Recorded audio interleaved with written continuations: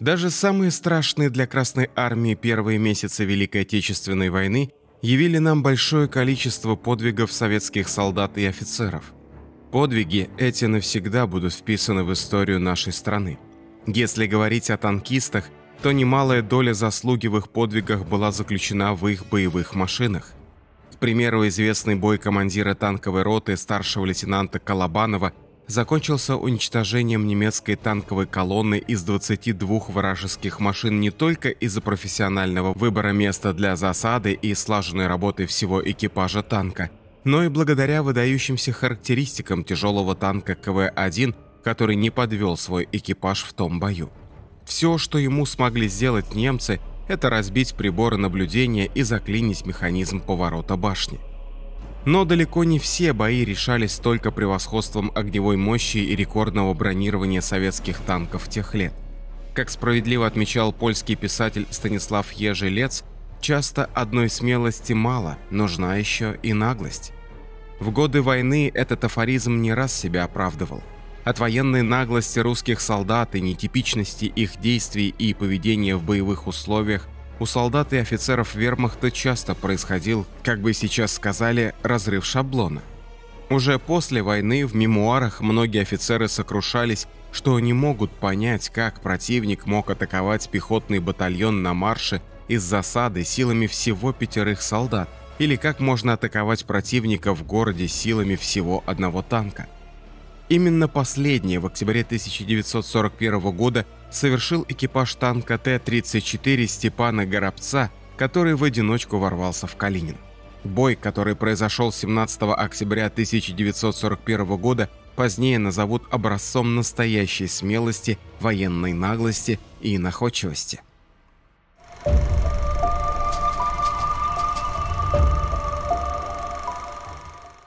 17 октября 1941 года перед 21-й отдельной танковой бригадой была поставлена непростая задача – осуществить глубокий рейд в тыл противника по маршруту Большое Селище-Лебедево, разгромив силы немцев в Кривцево, Никулино, Мамулино, а также овладеть городом Калинин, освободив его от захватчиков.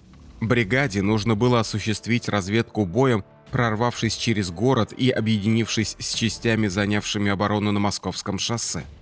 Танковый батальон бригады под командованием Агибалова выходит на Волоколамское шоссе. В авангарде батальона идут 2 средних танка Т-34, танк старшего сержанта Горобца и его командира взвода Киреева. Их задача – выявлять и подавлять обнаруженные огневые точки гитлеровцев. На шоссе 2 наших танка настигают немецкую колонну из автомашин с пехотой и бронетехники. Немцы, заметив советские танки, успевают развернуть противотанковые орудия и завязывают бой. В ходе боя танк Т-34 Киреева был подбит и сполз с шоссе в кювет, а танк Горобца сумел проскочить вперед и раздавить позиции немецких орудий, после чего, не сбавляя скорости, он входит в деревню Ефремово, где вступает в бой с отходящей колонной. Обстреляв на ходу танки немцев, раздавив 3 грузовых автомобиля, танк Степана Горобца пролетел по деревне и снова вышел на шоссе. Путь на Калинин был открыт.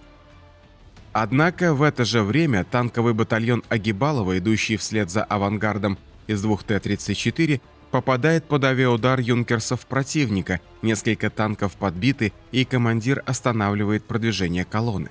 В то же время на танке старшего сержанта Горобца после боя в деревне вышла из строя рация, связи с ним нет.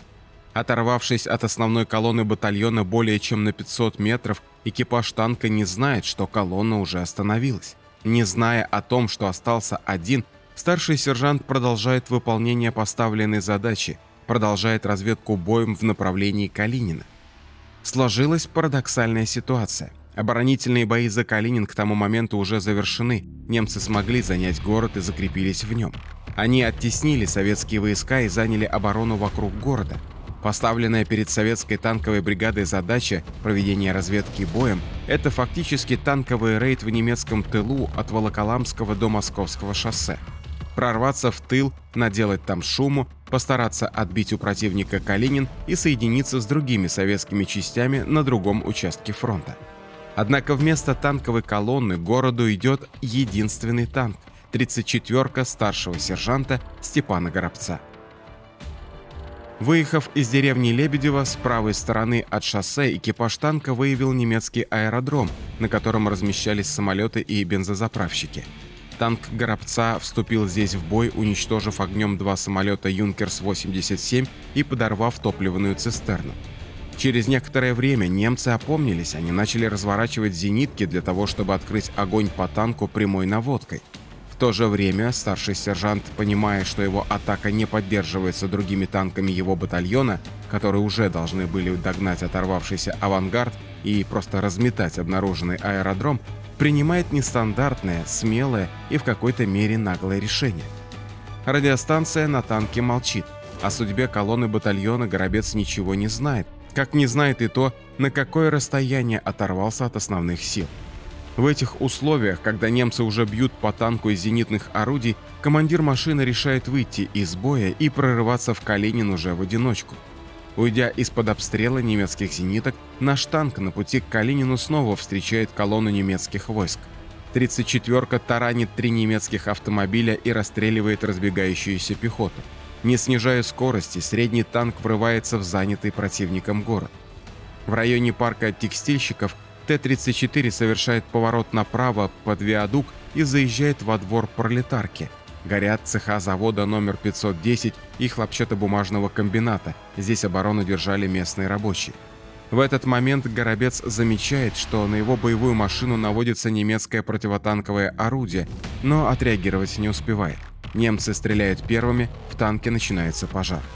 Несмотря на пламя, механик-водитель танка Т-34 Федор Литовченко ведет машину на таран и давит противотанковое орудие гусеницами, в то время 3 других члена экипажа борются с пожаром, применяя огнетушители, ватники, вещмешки и другие подручные средства. Благодаря их слаженным действиям пожар удалось потушить, а огневая позиция противника была уничтожена. Однако от прямого попадания в башню танка заклинило орудие, из оружия в машине остаются лишь пулеметы.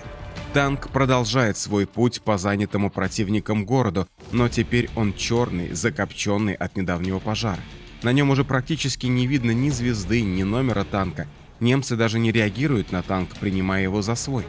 В этот момент с противоположной стороны улицы экипаж танка видит колонну трофейных грузовиков, газиков и ЗИСов с пехотой.